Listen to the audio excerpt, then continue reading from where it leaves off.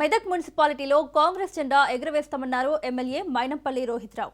కాంగ్రెస్ ప్రభుత్వం ఉంది, మున్సిపాలిటీలో కాంగ్రెస్ అభ్యర్థులను గెలిపించుకోవాలన్నారు. ఇందిరమ్మ రాజ్యంలోనే అభివృద్ధి సాధ్యమన్నారు. మన అభ్యర్థులు గెలిస్తేనే మెదక్లో అభివృద్ధి సాధ్యమన్నారు. కాంగ్రెస్ ప్రభుత్వంలో ఇందిరమ్మ ఇల్లు ఇస్తున్నామన్నారు. ప్రతి ఒక్కరికి సన్నబియ్యం ఇస్తున్న ఘనత కాంగ్రెస్ ప్రభుత్వానిదేనన్నారు. 10 ఏళ్లలో బీఆర్ఎస్ నేతలు చేసిందేమీ లేదన్నారు.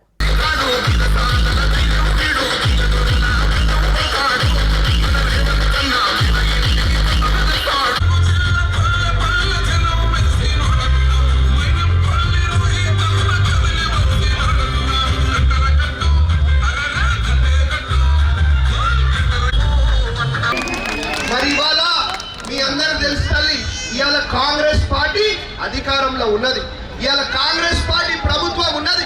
ఇవాళ మనకు బ్రహ్మాండంగా మెదక్ పట్టణం అభివృద్ధి కావాలంటే కాంగ్రెస్ పార్టీ అభ్యర్థులు గెలవాల్సిన అవసరం ఉన్నది అని చెప్పి అందరూ కూడా తెలియజేసుకుంటా ఉన్నా.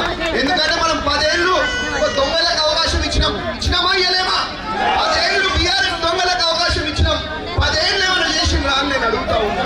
10 ఏళ్ళు డబుల్ బెడ్రూమ్ అన్నారు, 10 ఏళ్ళు దళిత బంధు అన్నారు, 10 ఏళ్ళు బీసీ బంధు అన్నారు, 10 ఏళ్ళు మైనారిటీ బంధు అన్నారు.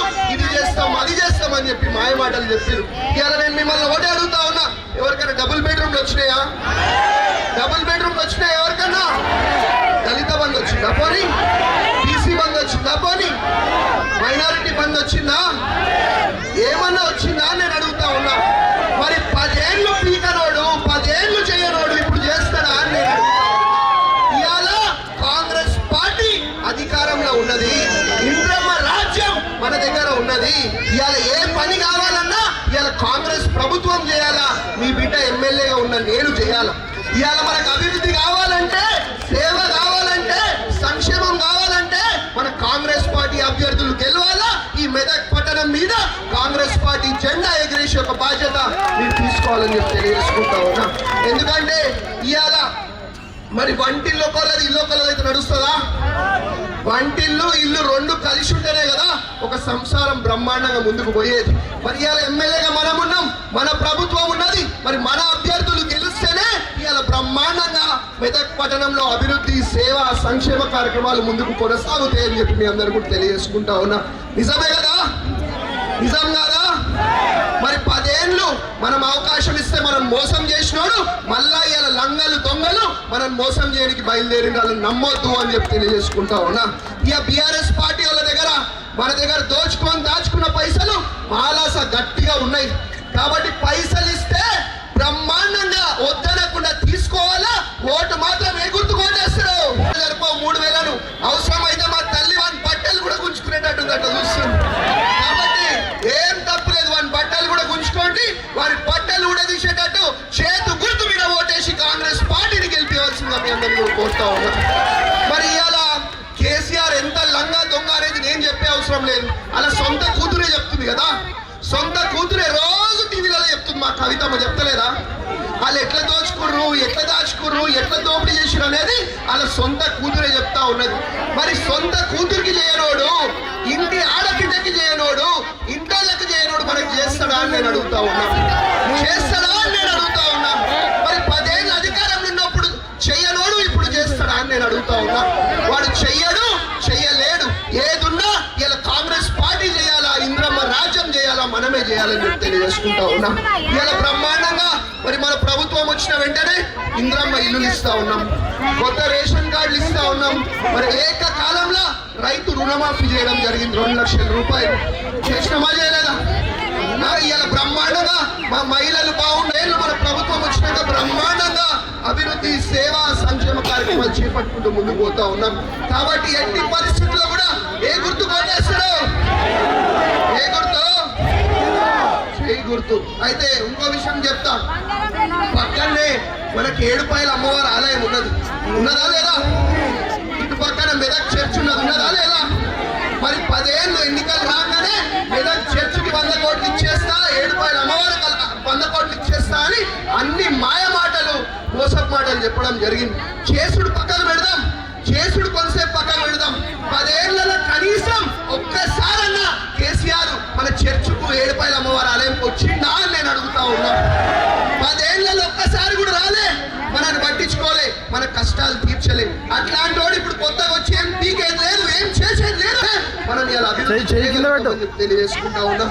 మళ్ళా చెప్తున్నా తల్లి, అది పైసలు మంచుతారు, గట్టిగా పైసలు ఉన్నాయి, పైసలు తీసుకోండి, ఓటు గుద్దేటప్పుడు మాత్రం చేతు గుర్తుకు ఓటేసి మన కాంగ్రెస్ పార్టీ అభ్యర్థులను గెలిపేయాల్సిందిగా కోరుతా ఉన్నాం. అదే విధంగా మరి ఇవాళ మీ బిడ్డ ఉన్నాడు, అభ్యర్థులను పక్కన పెట్టండి, మీరు నా ముఖం చూసి మీ బిడ్డ ముఖం చూసి ఇవాళ చేతి గుర్తు అభ్యర్థులను ఓటేసి గెలిపేయాల్సిందిగా కోరుతా ఉన్నాం. ఇవాళ మా తల్లి చెప్తుంది బంగారం రేటు పెరిగిపోయిందంటే దాన్ని నేనేం చేస్తున్నాను, ఆగం చేసారు. మరి 10 ఏళ్ళు మీరు అవకాశం ఇచ్చిన వాళ్ళకి మన ఒక్కొక్కళ్ళ నెత్తి మీద 2-2.5 లక్షల రూపాయలు అప్పులు చేసి ఈ రాష్ట్రాన్ని అప్పుల పాలు చేయడం జరిగింది. ఈ రాష్ట్రాన్ని అప్పుల పాలు చేసి వాళ్ళేమో సొంత విమానాలు, ఫామ్ హౌస్లు, ఇల్లులు అన్ని కట్టుకున్నారు. మరి ఏం చేయమంటావు? మరి అయినప్పటికీ కూడా ఇవాళ బ్రహ్మాండంగా కొత్త రేషన్ కార్డులు ఇస్తా ఉన్నాం, బ్రహ్మాండంగా ఇందిరమ్మ ఇల్లు ఇస్తా ఉన్నాం. 10 ఏళ్ళు ఒక్క డబుల్ బెడ్రూమ్ అని వచ్చిందా నేను అడుగుతా ఉన్నా. మరి 10 ఏళ్ళు రాని ఇప్పుడు వస్తున్నాయి కదా, 10 ఏళ్ళు రాని ఇప్పుడు వస్తున్నాయి. ఇవాళ మనం ఏ గ్రామంకి పోయినా, ఏ గల్లీకి పోయినా, ఏ వార్డుకి పోయినా మనకి ఏం కనిపిస్తాయి? ఇంద్రమ్మ ఇల్లులు కనిపిస్తాయి.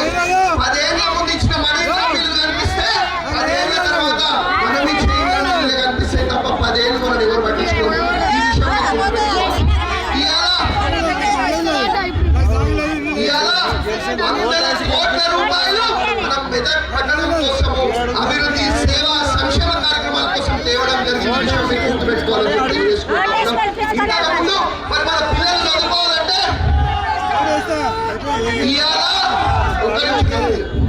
ఏం కాదు, టైం అయిపోయినా ఏం కాదు, మా ప్రజలు మాకు ముఖ్యం, ఎవరికి భయపడం.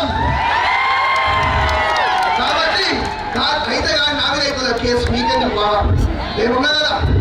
కాబట్టి ఎవరికి భయపడేది లేదు. ఏదున్నా మీకోసం పనిచేస్తా, మీ అభివృద్ధి కోసం పనిచేస్తా, మీ ఇంట్లో ఒక కొడుకులాగా, ఒక మన్మలాగా, బండలాగా, ఒక తమ్ముడులాగా పనిచేస్తా.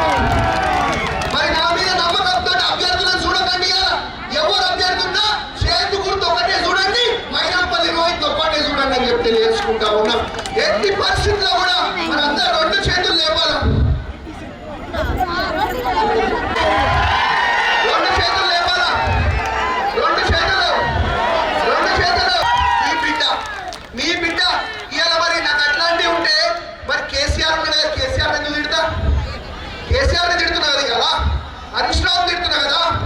మరి అట్లాంటి కులం, మతం ఏది కూడా మాకు ఉండదు. నేను మీ బిడ్డని, ఎవరిని కోసినా వచ్చేది రక్తమే. ఈ విషయం మీరు గుర్తు తెచ్చుకోవాలి. ఎవరిని కోసినా ఒక రక్తమే వస్తుంది. ఈ విషయం మీరు గుర్తు పెట్టుకోవాలి. ఇవాళ ఏ సర్వే రిపోర్ట్ చూసినా బ్రహ్మాండంగా 32-29 సీట్లు మన కాంగ్రెస్ పార్టీ గెలుస్తుందని చెప్పి ఇవాళ వాళ్ళు ఇంకో విషయం చెప్తా. బీఆర్ఎస్ వాళ్ళు ప్రోగ్రామ్ పెట్టుకోరు, కనీసం 300-400 మంది కూడా లేరు, అంత ఆ ఊరు నుంచి ఈ ఊరు నుంచి తీసుకొచ్చారంట. సరే పోనీ, వాళ్ళకన్నా మన పేరు మీద పైసలు వస్తాయి కదా, నేను కూడా ఏమంటలేదు, పోనీ తీసుకొని. కానీ ఇవాళ వాళ్ళ కార్యకర్తలు లేరు, మీటింగ్ పెట్టుకుంటా అంటే ప్రజలు లేరు, ఎవరు లేరు. వాళ్ళ దుకాణం కేల్ కథం, దుకాణం బంద్. కాబట్టి ఇవాళ మరి ఇంకొక విషయం, పక్కన సిద్దిపేట నుంచి ఒక లంగా దొంగ లుచ్చగాడు వస్తాడు. వాని మాటలు అస్సలు నమ్మద్దు.